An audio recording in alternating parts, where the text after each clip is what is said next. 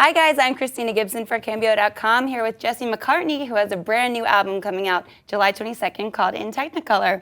Welcome, thanks for being here. Thanks for having me, Christina. How are you? Of course, I'm good. And how are you? You've been all over New York. I've been great. You know, it's good to be back in New York. I grew up here, and you know, it's just nice to be back home for a little while. It's so funny, you know, I technically grew up out here, but I never really got to experience New York as an adult because I moved to LA when I was about 16. So when I come back now, it's like a whole new city for me, you know? So it's exciting to be back. What's something that you miss about New York living in LA? The people. Yeah. Just, you know, the Such everyday. awesome people here. Just like the myself. everyday bump in, like, you know, it was like a guy like walked up to me the other day. He's like, "Hey, you got mustard on your shirt." Like, I never knew the guy. I met the guy, you know, and in LA, that's just like not something you do. You're in your car all the time, you know? So I do miss that fun interaction with strangers. Yeah. Now let's talk about your fourth album that's coming out, In Technicolor. Mm-hmm. It's a much different sound than we've heard from you in the past. What were your influences for that? There were a lot of influences. I mean, musically, you know, I've looked up to people like Michael Jackson and Prince my whole life. But, you know, I think that I just kind of wanted to make a record that, you know, was a reflection of what I grew up listening to when I was younger. And a lot of those artists were Stevie Wonder and Ray Charles and stuff, you know, artists that my parents listened to.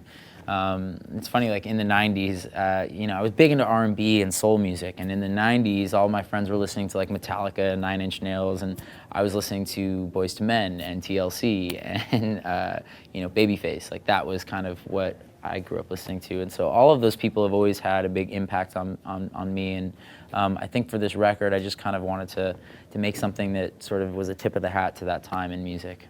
Well, the single Superbad has a very soulful feel to it. Now tell me what exactly makes somebody super bad. I think somebody that just, you know, exudes success and confidence, you know.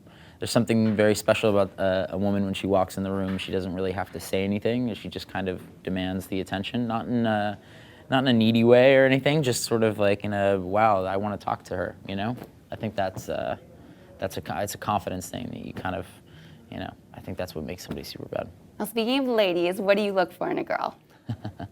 What do I look for in a girl? You know, probably all of that, what I just said, you know, somebody who is confident and knows what they want in life, knows what they want out of life, and kind of has a mission and a goal, and, you know, who doesn't like a good, independent, strong woman? Independent woman, okay. Now, who is your celebrity crush?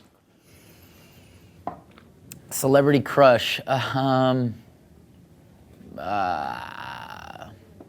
go with Halle Berry. Halle Berry, okay, that's a good one. Yeah. Now you've done some acting as well recently. You were on Young and Hungry guest starring. Tell us about that. Yeah, so ABC Family, it's a new comedy show that is airing, I believe, at the end of June. And I think I'm in a couple of episodes, and I think we might be doing a couple more actually before the season's up. But I play this young guy named Cooper, who is this computer hacker. He's kind of a geeky nerd, and he works for this software company. And my boss is, you know, I broke into like my boss's security system, and so instead of like getting upset, he hires me. And it's just a fun 30-minute sitcom, really fun multicam comedy, and anyone who likes that kind of thing, I think they'll really enjoy the show. The writing's really great. And what do you find more challenging, acting or singing?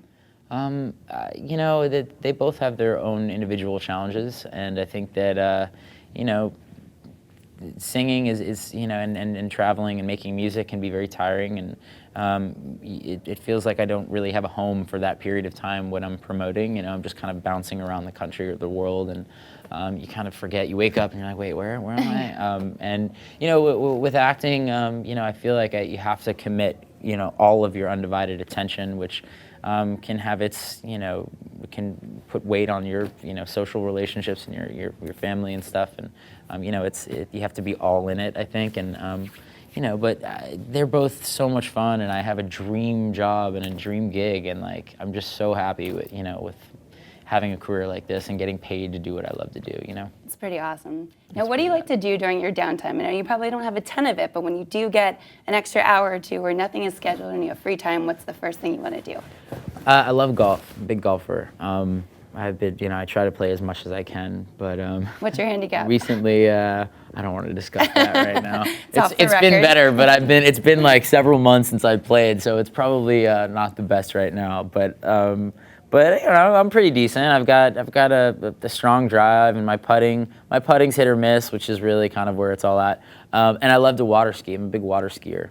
It's something a lot of people probably don't know about me. I'm big into water sports.